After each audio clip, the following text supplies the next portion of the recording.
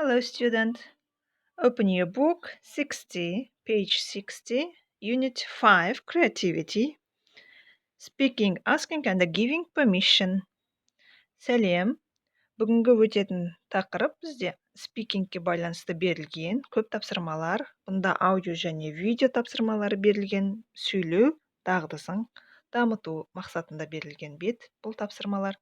Asking and giving permission дегеніміз рұқсат сұрау және рұқсат беру етістігі бойынша бұнда can етістігі берілген. Осы can етістігімен біз рұқсат сұрай алады екенбіз және рұқсат бергенде осы can мен бере алады екенбіз.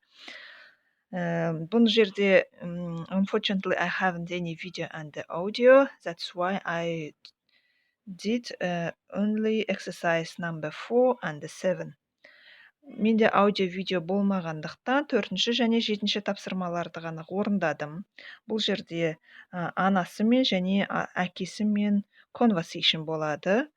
Диалог ұлының және қызының диалогы. Осы бос нүктенің орнына сөздерді қоямыз.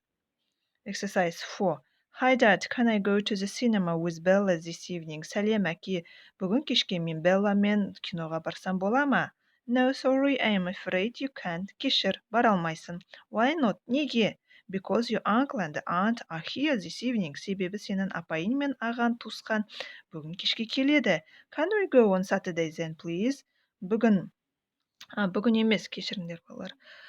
Суббота, сенбі күні кешке барсам бола ма? Yes, you can. Болады. Great, thanks, dad. Тамаша, рахмет әке. 7-ші тапсырмада анасымен. Бірақ та сөздердің мағынасы басқа болып келеді. Ал сөйлеу тәртібі тура осындай кәнмен берілген. Кәнмен рұқсат сұрап, кәнмен жауап береміз. Mom, can I have breakfast in bed?